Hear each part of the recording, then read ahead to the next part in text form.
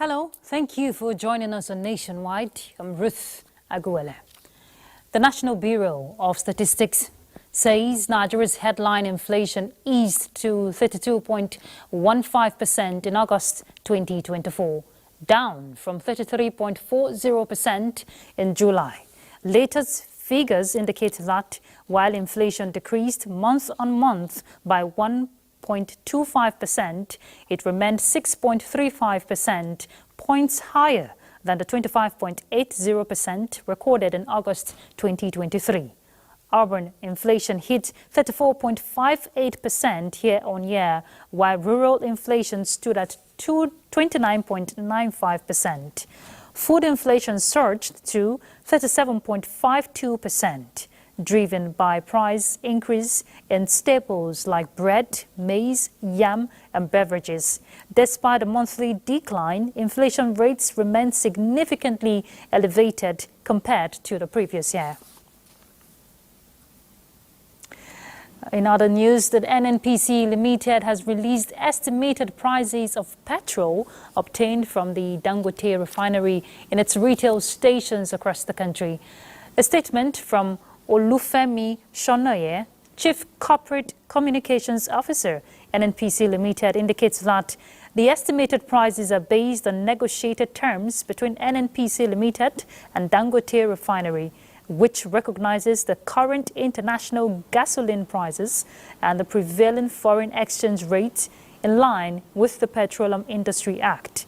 NNPC Limited confirms that it is paying Dangote Refinery in dollars for September 2024 petrol offtake, as Naira transactions will only commence on October 1st, 2024.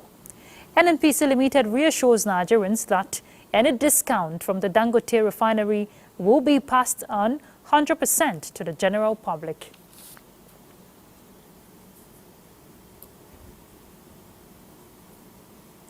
Sharing news, a 25-year-old graduate from the University of Ibadan, Bamidele Mofiyin-Foluwa, has emerged winner of the hashtag One Nigeria Unity Fabric competition, promoted by Nigeria's First Lady, Senator Oluremi Tinubu. Mofiyin-Foluwa was unveiled at a ceremony in the villa, where the First Lady charged Nigerian youth to keep tapping into their creative resources for personal and societal growth. State House correspondent Adeni Taiwo reports. It was a long walk for Bamidele Mofiyin-Foluwa, who, like 110 other young Nigerians, took up the challenge thrown by Nigeria's First Lady Oluremi Tinubu to design a fabric that creatively captures the beauty and unity in Nigeria's diversity. And that much was on display as the fabric, already sewn into beautiful dresses, came alive on stage, where models took to the runway in the banquet hall. For the First Lady, the competition, which was inspired by her visit to Zimbabwe, has met its objectives, showcasing the patriotism and creative depths of Nigerian youths. Every design submitted is a demonstration of the depth of talent we have in Nigeria. I applaud each one of you for your contributions. However, we can only have one winner. But I urge you not to relent in expressing your creativity, imagination, and nurturing your dreams and passion. The winning design was further worked upon by a renowned textile designer, Ms. Banke Kuku. And apart from the Renewed Hope Initiative team, we added the Nigerian coat of arms to make it truly a national fabric.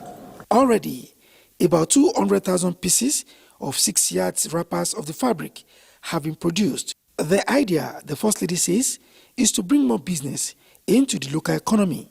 As we showcase this design, our goal is to encourage local mass production of the Unity fabric by 2 of our local manufacturers, making it accessible to all Nigerians.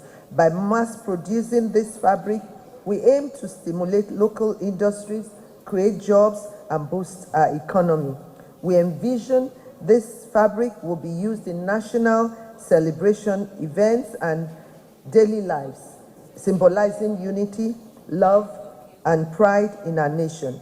This project aligns with our broader objectives of fostering creativity, supporting local enterprises, and celebrating our national identity in line with the renewed hope agenda of His Excellency President Bola Ahmed Tinubu, GCFR. The fabric will be officially worn for our Independence Day celebration on the 1st of October 2024 across the nation. I pray that this fabric will bring joy, peace, love, prosperity, and unity to our nation as we move forward. We have made provision for 5,000 pieces to various states, including the Federal Capital Territory. However, Lagos, Kano, and Abuja will get 10,000 each, considering their population and strategic importance. With a cash prize of 25 million naira promised and delivered, the winner, Mufin Ifoluwa, is left with a sense of fulfillment for successfully nurturing a passion in creative design. Making a fabric, I made it with love. I thought about what the country is going through right now. I feel if we all come together to stand firm as one nation, one unity, I feel Nigeria will be great. That's what made me to draw out the fabric. From the banquet hall of the presidential villa, Adeni Itaiwo, NTA News. Today, Muslims celebrate Eid al-Maulud, and Nigeria's First Lady, Senator Oluremi Tinubu, felicitates with the Muslim Ummah across the nation on the celebration of this year's Maulud Nabi, marking the blessed birth of the Holy Prophet Muhammad. In a message, she says the occasion reminds all of the values of peace, compassion, and unity that the Prophet exemplified throughout his life, calling on Nigerians to use the opportunity to reflect on his teachings of love, kindness, and tolerance, which will help us build stronger communities and a more harmonious society. She's wishing Islamic faithful Maulud Nabi Mubarak. The First Lady prays that the blessings of this day brings joy and peace to homes and the country at large. Well, Muslims worldwide have been admonished to use the occasion of the celebration of the birth of Prophet Muhammad to promote peace and foster a sense of responsibility in order to have a desired society. This came to the fore during this year's Maulud Nabi celebration in Ilorin. Shola Waid reports.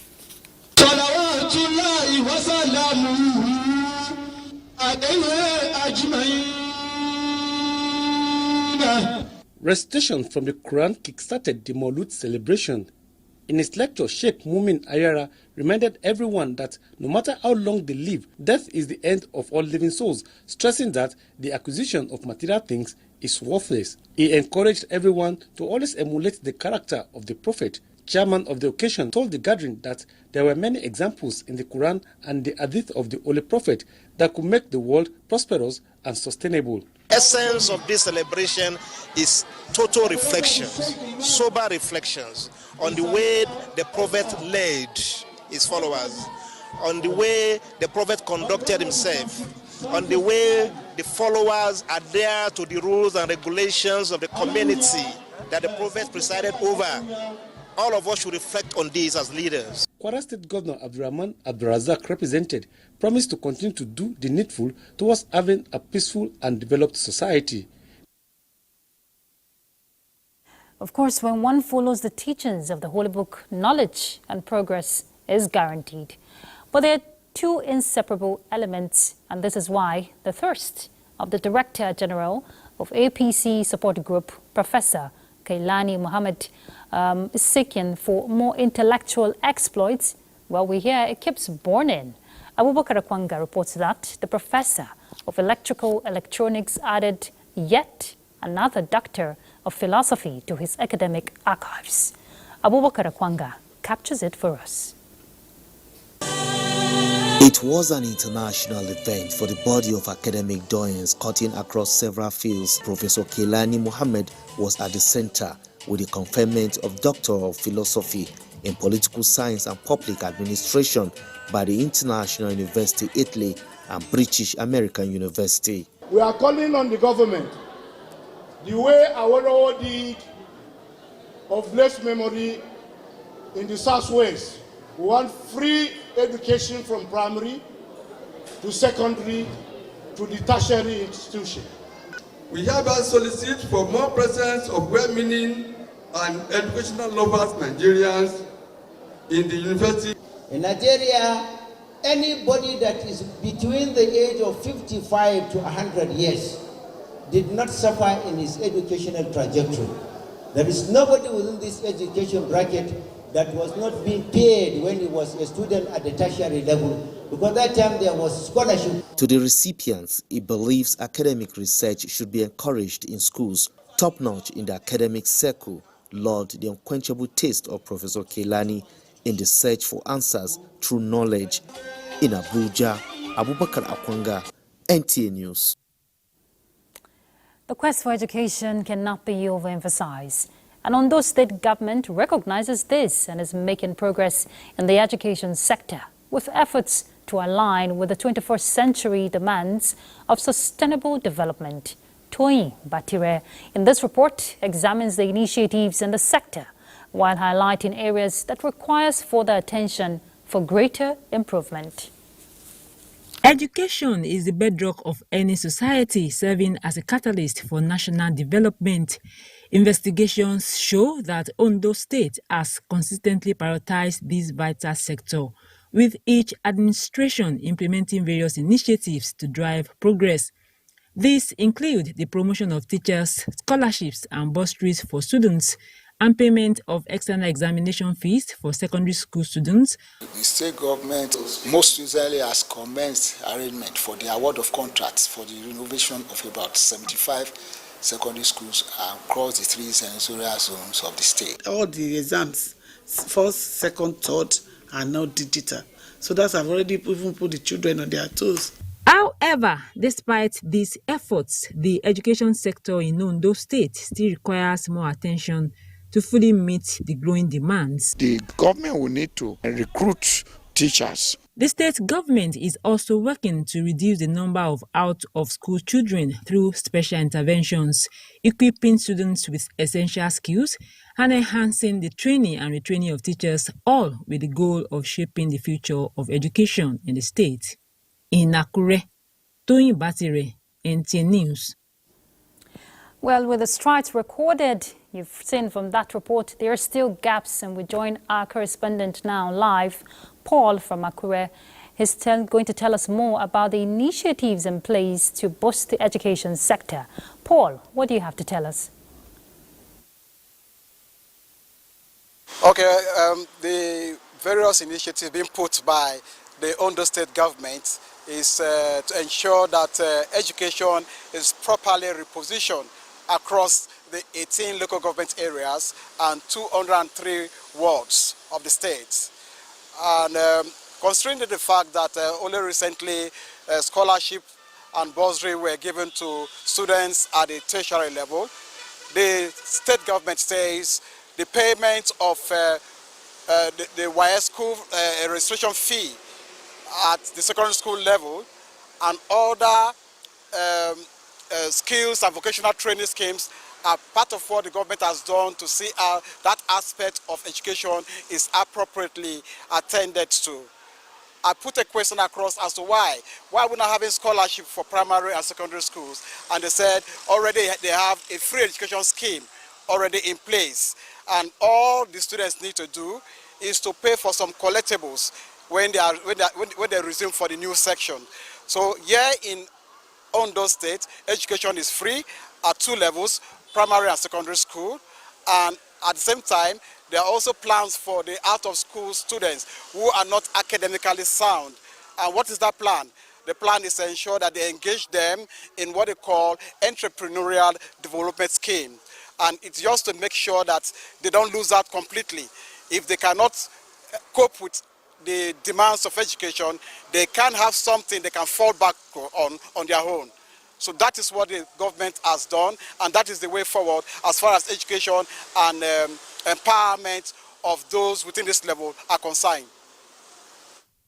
Okay, Paul, just quickly before I let you go, you've mentioned fantastic initiatives, but what about the infrastructural gap? As the demand keeps growing, of course, there's need for infrastructure in the education sector. What did you find out about what the government is doing in that regard? On the area of infrastructure, particularly the one that has to do with well-equipped classrooms, already they have earmarked about 300 secondary schools for renovation and equipping them with the relevant facilities, talking about furniture, talking about the relevant teaching aids, and of course what they need in their various laboratories. That is what the government is doing right now. And for schools that don't have at all, they have a plan also to ensure that those schools are well equipped and updated. Paul, for that insight. Thank you. Well done. Good afternoon. Skill, the Secretary to the Government of the Federation, George Akume, has reassured Nigerian students of the federal government's commitment towards resuscitating the economy of the country for the well-being of all citizens. This was when the SGF received the leadership of the National Association of Nigerian Students in Abuja. Kenneth Inanim reports. Taking the student delegation through memory lane, Secretary to the Government of the Federation, George Akume, pointed to a number of policies by the current administration to reinvigorate and resuscitate the socio-economic life of the country. These include fuel subsidy removal, which he says has opened up more business opportunities, job creation, and infrastructural development across the country. The SGF also emphasizes efforts by the federal government to reform institutions, including the financial autonomy granted to the local governments, which he believes will drive development of the local communities. If the local governments are working maximally and efficiently, some of the problems we have today, not all problems, some of them would have been reduced to the barest minimum. The student leaders who expressed gratitude to President Tinubu for signing the student loan bill into law and also pledged support to the government, but complained that Nigerian students are not carried along in palliative distribution. They also delivered a message to Mr. President through the SGF for Nigerian students to be considered in the CNG bus distribution. We work with this government on their good policy, but it is very important that the welfare of Nigerian students and youth should be considered. Greatest Nigerian student. Great. They also pledged not to be part of any protest that could sabotage the efforts of government in rebuilding the nation. Kenneth Nanim, NTA News. The National Library of Nigeria has joined the League of United Nations countries contributing to open knowledge, indigenous languages and literacy reading enhancement.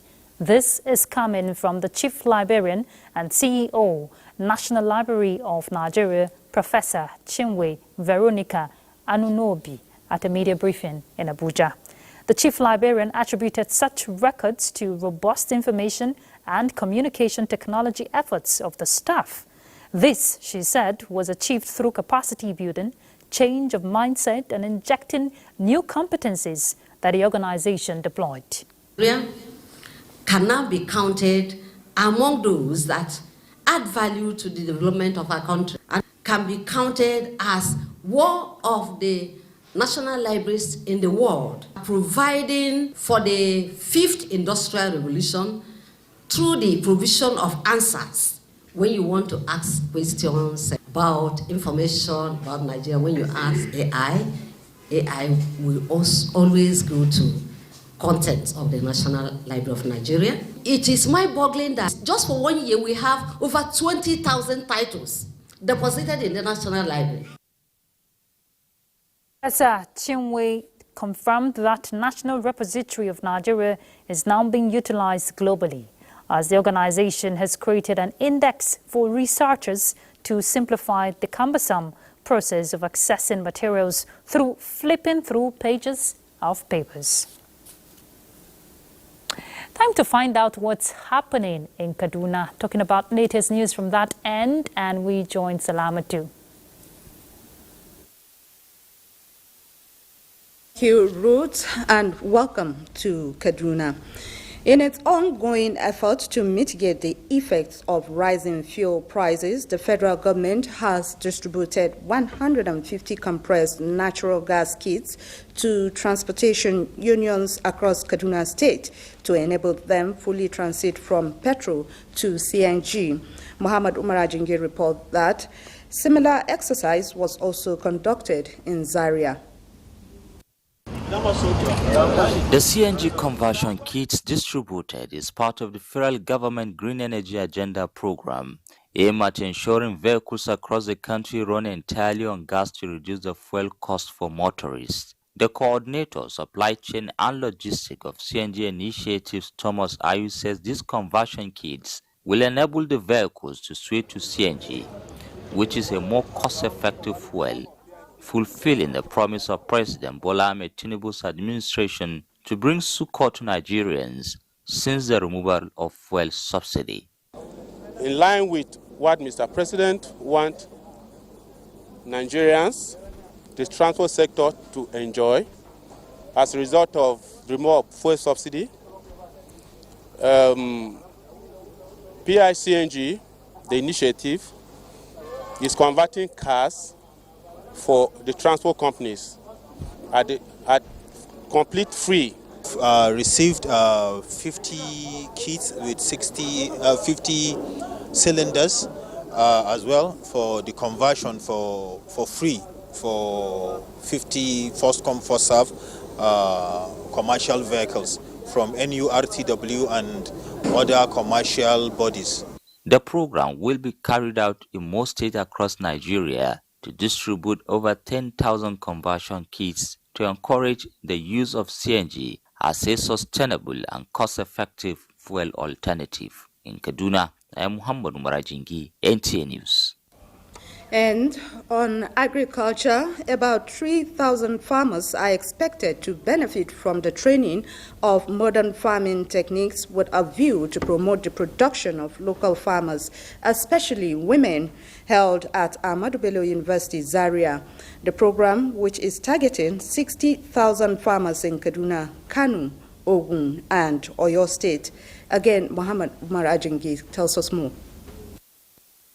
The program was introduced in 2021 to educate the farmers on the best farming practices to boost their yield and provide essential knowledge for improving livelihood.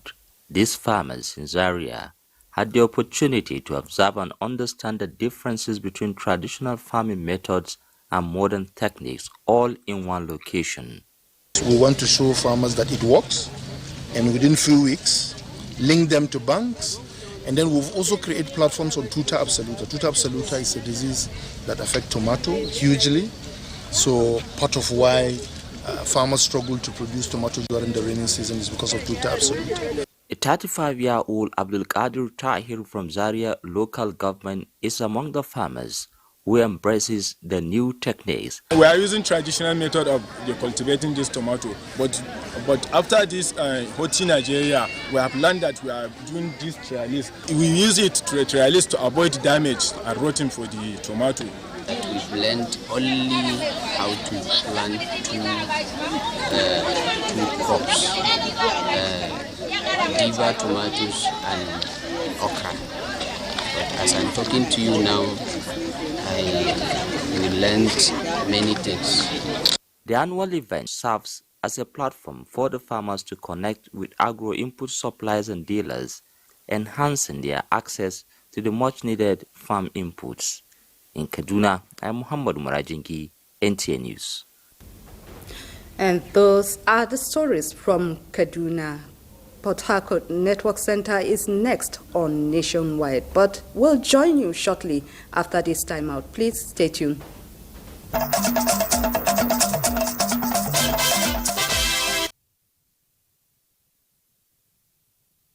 evening and welcome to Port Harcourt.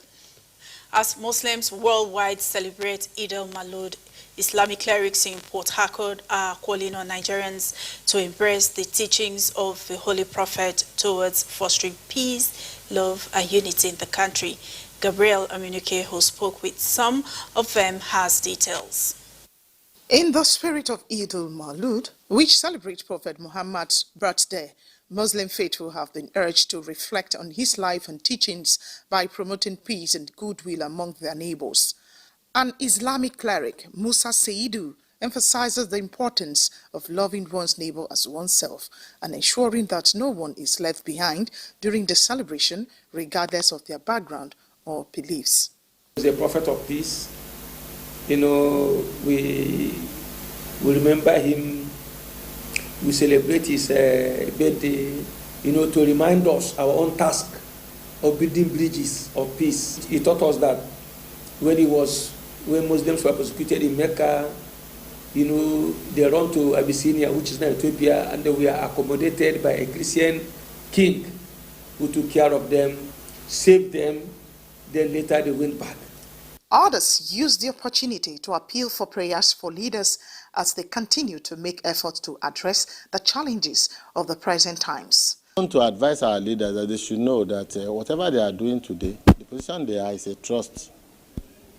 You know, Allah told us that whatever I bless you with is a trust, and Allah will question you how you go about it. Peace, as Muhammad brought, when he said Assalamu alaikum, it means that peace to everybody, both Christian, Muslim, pagan, everybody. Because Muhammad did not reject anybody. He embraced everybody. The public holiday to mark Eid al-Maulud celebration afforded Port Harcourt residents opportunity to relax and attend to personal needs. In Port Harcourt, Gabriel Amunike, NTA News. The Chief of Defense Staff, General Christopher Musa, has inaugurated the Defense Joint Monitoring Team of 6th Division, Nigerian Army, Port Harcourt Barracks, River State. The team is charged to oversee and ensure protection of oil facilities within the region. Diba Barisiedo Maweke has details. Following the mandate of President Bola Tinubu for oil production to be scaled up in the Niger Delta region, it became pertinent for the armed forces and other security agencies to work towards facilitating increasing daily oil production and ending oil bunkering and theft, hence the monitoring team.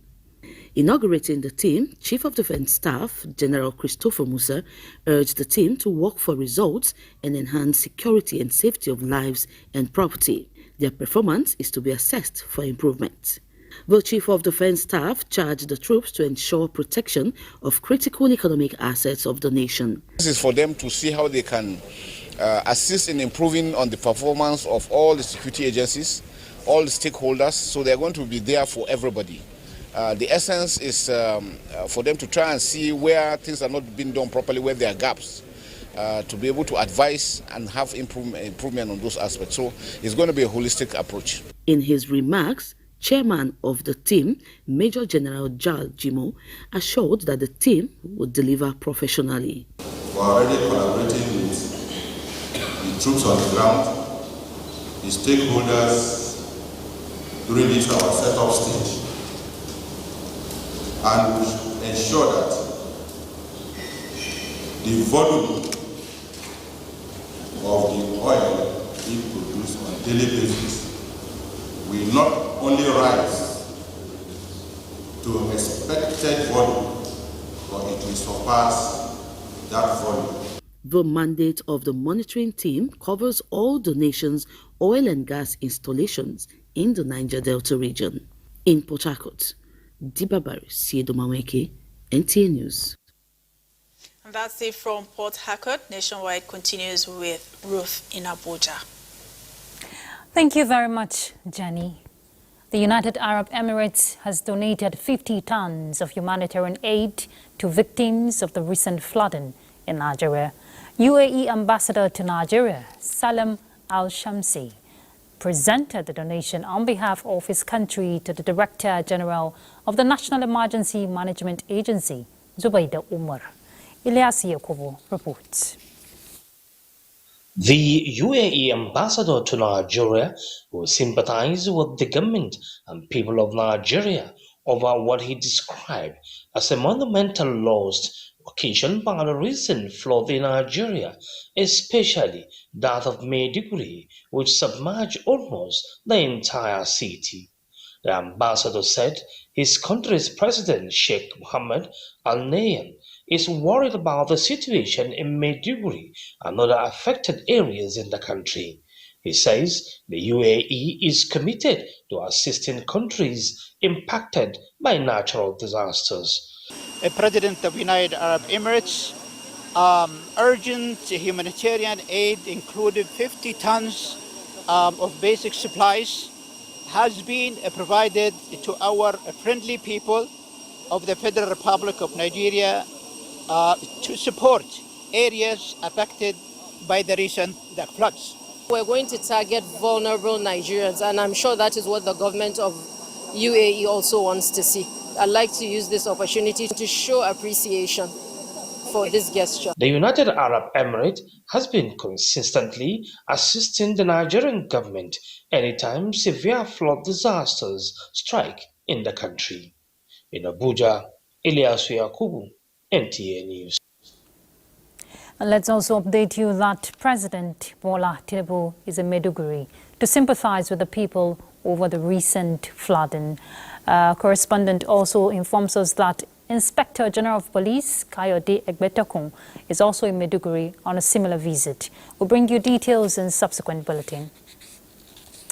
Forum of 36 states and the FCT chairman on the platform of the Governing All Progressives Congress has deeply expressed sadness over the devastating flooding that wreaked havoc to lives and property and urged them to take solace in God in the natural disaster that befell them. Well, the forums also sympathize with the immediate APC families of its late colleagues and chairman of the Oyo State chapter of the APC, Isaac Omodewu, and urged the party and the grieving families to be consoled with the fact that he was a dependable, courageous, and uncompromising figure in the party. Meanwhile, the forum has commended Tinubu's presidency for its bold steps in taking hard but rewarding strategies in fixing diverse challenges. The chairman pledged total and continued solidarity to the government and commended the National Working Committee for the extension of the tenure of Rivers State chapter of the party. National chairman of our great party, His Excellency Dr. Umar Abdullahi Ganduje, and his entire National Working Committee, just to show the appreciation of the forum for the firm stance he took by aligning with the decision of the State Executive Committee of our party in Rivers State, which had earlier on suspended the former chairman, Chief Emeka Beke, and which action was given a further legal fillip by a restraining order of the Rivers State High Court. Commended the FCT Minister Nyesom Wike for the exemplary role he played during the last presidential election and promised to sustain synergy with other heavyweights in Rivers State to overcome distraction that may come up in the build-up to the 2027 elections, noting that Emeka Beke faction is unpopular and void, and drew up support for Tony Okocha-led State Working Committee of the party. About 512 communities in Kogi State may face flooding, which could lead to a humanitarian crisis similar to that of 2022. Now, this information comes from the Kogi State Emergency Management Agency. Well, as concerns rise daily, our correspondent Jonathan Omajali reviews the current situation and highlights the need for action by residents and, of course, stakeholders in the state.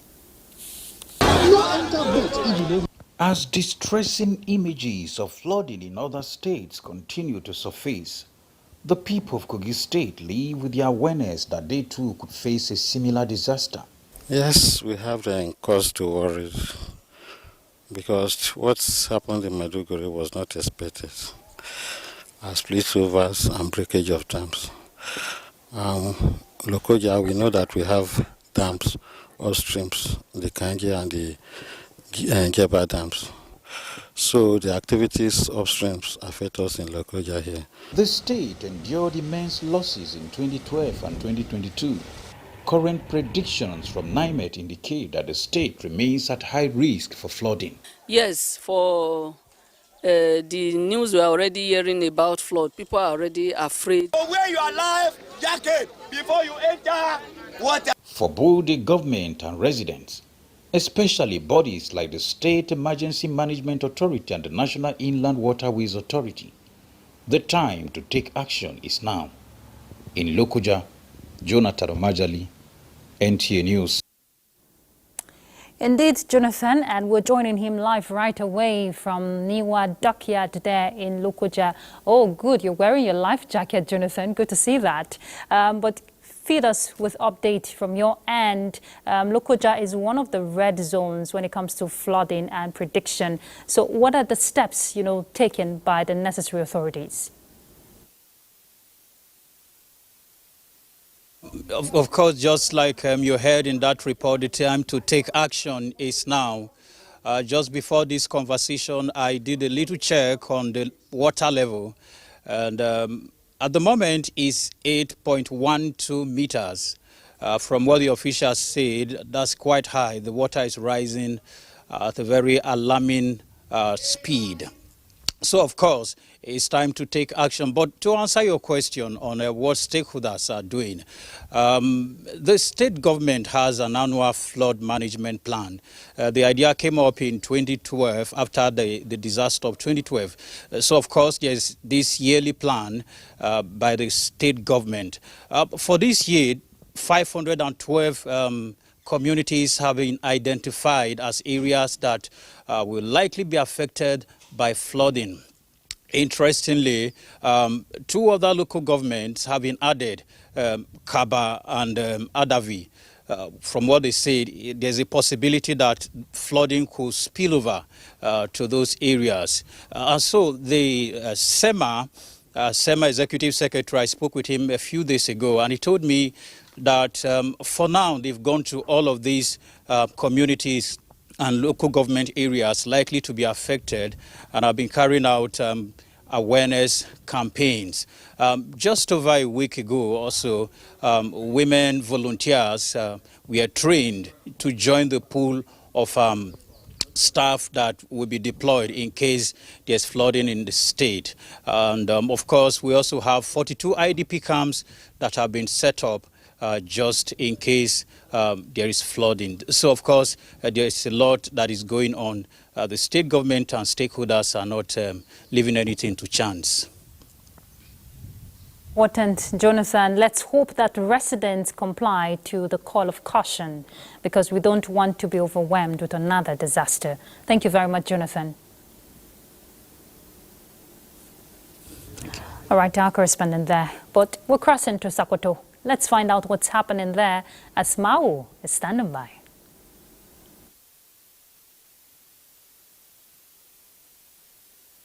Thanks, Ruth. Good evening and welcome to Sokoto on Nationwide. Zamfara State Governor Dauda Lawal has flagged up the distribution of essential drugs, personal protective equipment and emergency response materials to hospitals across the state. The exercise was held at the State Infectious Disease Hospital, Damba, Gusau. Correspondent Jamilu Ibrahim has more. The recent declaration of state of emergency on Zamfara State health sector by Governor Dauda Lawal is not only matched with the massive renovation of the hospitals across the state, but also provision of equipment and essential drugs. These are drugs, safety kits and emergency response equipment worth more than 1 billion naira, procured by Zamfara State government for distribution to general hospitals and primary health care centers across the 14 local government areas of the state. Governor Dauda Lawal, who flagged up the distribution exercise in Gusau, says the gesture is a proactive measure aimed at improving patients' outcomes by ensuring the healthcare facilities are well stocked. It is worthy of note that as a result of this administration dedication for being proactive I can proudly say that today, the Zamfara State has not had any case of polio since September 2023. The governor, however, warned against diverting the drugs and equipment.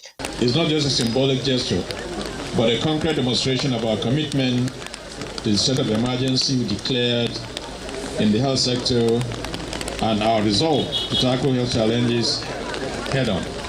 More than 100 healthcare facilities, including the Paramedical Center Gusau, form the first batch of the beneficiaries. The distribution exercise is said to be a continuous one. In Gusau, Jamilu Ibrahim, NTA News. To boost agricultural production and ensure food sufficiency in Nigeria, the Federal Ministry of Water and Sanitation has embarked on a feasibility study of the sustainable power and irrigation sites sponsored by the World Bank across 30 states and the Federal Capital Territory, Abuja. A delegation from the ministry led by Engineer Bello Garba that visited some dams in Sokoto State had an engagement with the Deputy Governor Muhammad Idris Gobir at the Government House. Elhatu Abdullahi reports.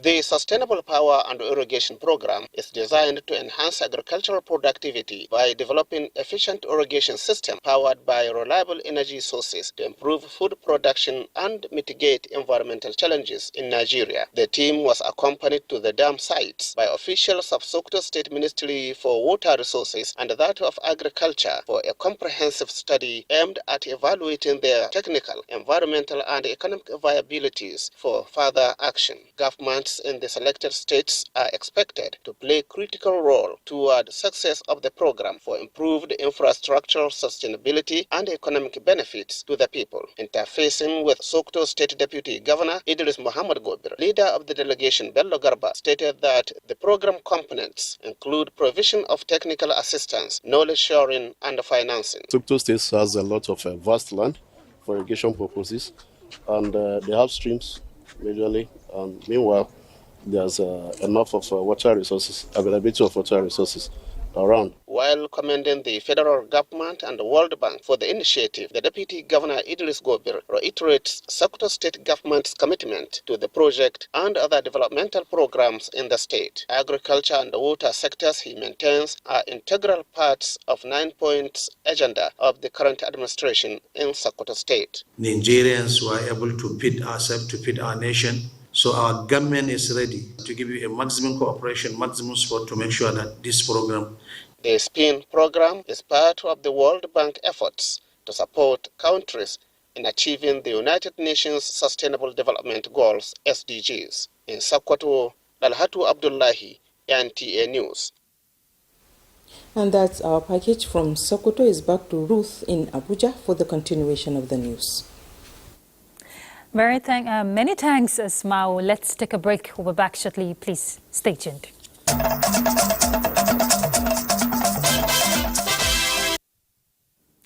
You're watching Nationwide on the network service of the NTA. Well, you know, it's the countdown to the Edo governorship election this coming Saturday. So as tensions get high, our job is to feed you with update, latest development. Let's join our correspondent live now, Obehi. She's standing by with some details of what's happening at the moment. Obehi, please tell us what's going on. Hello, Ruth. Many thanks for joining me here in Benin. Well, the update for now as it concerns the campaigns and the preparation for the governorship election is the fact that although INEC initially released 17 names and candidates for the governorship election, as of today, that number has dropped from 17 to 11 as 6 of the political parties have collapsed their structure for other candidates.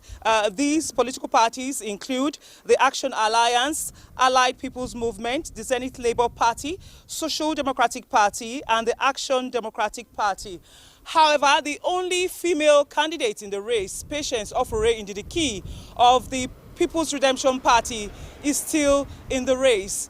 Also today, INEC has commenced the distribution of accreditation tags for journalists who will be covering the election. That exercise took place today at the NUJ Secretariat, and almost all the media organizations have collected their tags in preparation for the election. Thank you very much, Obehi, for that update. We'll definitely keep in touch as events unfold. Thank you. All right, next will be Sports Update. Let's begin with football. Nigeria under-20 women's national team, the Falconets, on Sunday night touched down at the Nnamdi Azikiwe International Airport, Abuja, after they were knocked out of the ongoing 2024 FIFA Under-20 Women's World Cup in Colombia.